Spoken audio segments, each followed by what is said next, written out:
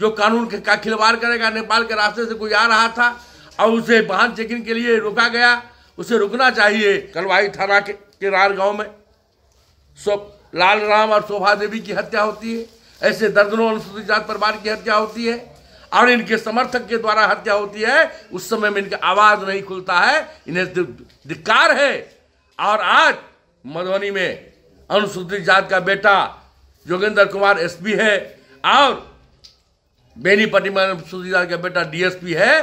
तो आज अनुसूचित जाति का बेटा यदि सत्ता के सिंहासन पर है, पदाधिकारी है, तो इन्हें नागवार लगता है। प्रशिक्षु थाना अध्यक्ष थे बेनीपट्टी में पदस्थापित, उनका अनुभव का अभाव था, पहला ही थाना अध्यक्ष के रूप में उनकी पोस्टिंग थी। हो सकता है उनके अनुभवहीनता के कारण कोई लैंगिक कमियां रह गई हो, जिसके कारण उन्हें लाइन हाजिर कर दिया गया है और योग्य पदाधिकारी को जो एसपी के ओएसडी रहे उनको पुलिस थाना अध्यक्ष के रूप में बेनीपट्टी में पदस्थापित की गई है। कल नेता प्रतिपक्ष बिहार तेजस्वी यादव यहां पे आए थे बेनीपट्टी के कटैया गांव में और एनडीए के नेताओं पर खासा हमलावर थे। यहाँ पे विधायक सांसदों को गिनवा रहे थे, कितनी संख्या में मधुबनी दरभंगा में विधायक हैं, सांसद हैं, एमएलसी हैं, बावजूद यहाँ पे लोगों को प्रशासनिक तौर पर परेशान किया जा रहा है। लोग सरकार और प्रशासन से त्रस्त हो चुके हैं। सीधा निशाना एनडीए की सरकार थी, बीजेपी जेडीयू की सरकार थी। आप एमएलसी हैं, क्या कहना चाहेंगे? दरभंगा मधुबनी की जनता ने एनडीए के 17 माननीय विधायक और तीनों सांसद का चयन किया है ईवीएम मशीन के द्वारा। इनको असर इस बात का होता है, ये तो बूथ लूट के सहारे सत्ता प्राप्त करते थे, एमएलए एमपी बनाते थे। लेकिन आज दरभंगा मधुबनी की जनता ने ईवीएम के सहारे जो मत देकर अपना जनप्रतिनिधि का चयन किया है, वो इन्हें नागवार लगता है। कल वो कटैया में आकर समुदाय विशेष के लोगों को उत्तेजित करने के लिए, समुदाय विशेष के लोगों को इकट्ठा करके एक तनाव पैदा करने के लिए, शांतिपूर्ण बेनीपट्टी में एक तनाव पैदा करने का इन्होंने एक सुनियोजित साजिश की है।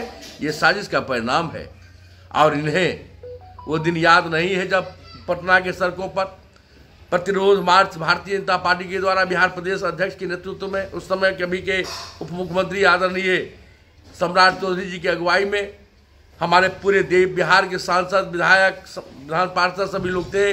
और जिस प्रकार से जेड श्रेणी की सुरक्षा में रहे माननीय महाराजगंज के सांसद माननीय जनार्दन सिंह सिग्रीवाल जी, मधुबनी के सांसद अशोक यादव भी, दर्जनों विधायक, विधान पार्षदों को किस प्रकार से पुलिस ने बर्बरता पूर्वक पीटा, उस समय में इनके ये कहाँ थे? और जब ये सत्ता में बिहार में थे, उस समय में आंगनबाड़ी सेविकाओं पर, शिक्षकों पर किस प्रकार से इन्होंने लाठी की बौछार की थी, उस समय में इन्हें अपने निरंकुश शासन के का याद नहीं आया।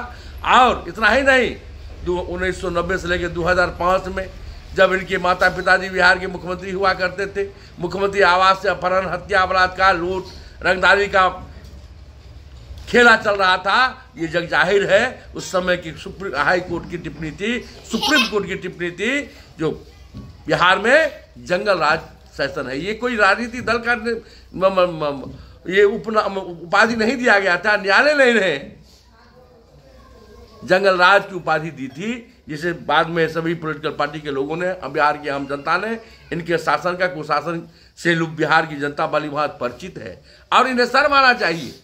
जब कलवाही थाना के रार गांव में लाल राम और शोभा देवी की हत्या होती है, ऐसे दर्जनों अनुसूचित जाति परिवार की हत्या होती है और इनके समर्थक के द्वारा हत्या होती है, उस समय में इनका आवाज नहीं खुलता है, इन्हें धिक्कार है। और आज मधुबनी में अनुसूचित जाति का बेटा जोगेंद्र कुमार एसपी है और बेनीपट्टी में अनुसूचित जाति का बेटा डीएसपी है।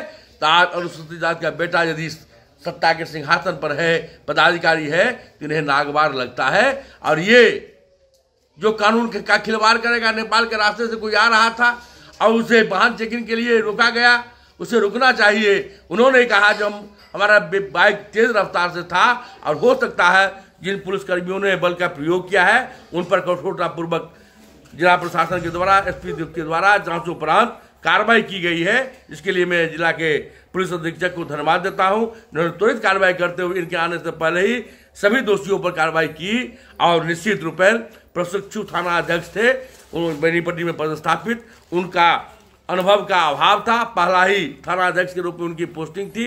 हो सकता है उनके अनुभवहीनता के कारण कोई लैंगिक कमियां रह गई हो, जिसके कारण उन्हें लाइन हाजिर कर दिया गया है और योग्य पदाधिकारी को जो एसपी के ओएसडी है उनको पुलिस थाना अध्यक्ष के रूप में बेनीपट्टी में पदस्थापित की गई है। और मैं उनसे आग्रह करता हूं कि बेनीपट्टी की जनता समझती है कि तेजस्वी यादव जी बेनीपट्टी की जनता भाईचारा अमन चैन से जीवन जीने के लिए बड़े भाईचारा के साथ रहता है।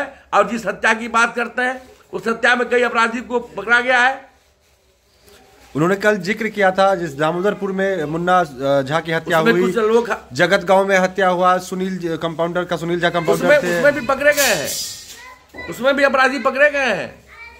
हरमोहन झा हत्याकांड में भी अपराधी पकड़े गए हैं। कोई ऐसा मामला नहीं है जिसमें नहीं पकड़ा गया है। हाँ, एक कुख्यात अपराधी मुन्ना हत्याकांड में है जो फरार है, जो पुलिस के और पुलिस हमारा सक्रिय और तत्पर है। आप देखे होंगे किस प्रकार से सहारघाट थाना में पुलिस ने तत्परता दिखाई है, किस प्रकार से जयनगर थाना में हमारे पुलिस टीम ने तत्परता दिखाई है और 24 घंटा के अंदर में मामला का उद्भेदन किया है। ये पुलिस प्रशासन के लिए, जिला प्रशासन के लिए काबिल तारीफ है। धन्यवाद देने के बदले उसे हतोत्साहित करने के लिए पदाधिकारी अपराधियों के सामने में सक्षम पदाधिकारी को अपमानित करने के लिए इन्होंने कार्य किया है। और कल एक कटैया गांव में एक जात विशेष के लोगों को, पूरे अनुमंडल के लोगों को इकट्ठा करके क्या मैसेज देना चाहते हैं, क्या संकेत देना चाहते हैं? यदि कल बेनीपट्टी की जनता का मैं आभार प्रकट करता हूं, उन्होंने जिस प्रकार से अराजक स्थिति को कल झेला और अब शालीनता पूर्वक झेलकर इस मामले को शांत किया, बेनीपट्टी की महान जनता ने अपने धैर्य का परिचय देते हुए मैं सभी मीडिया कर्मियों को, सभी प्रशासनिक पदाधिकारियों को और सभी आम जनमानस से अपील करता हूं, इसी प्रकार से आप बेनीपट्टी में और मधुबनी में अमन चैन बनाए रखें। बहुत बहुत धन्यवाद।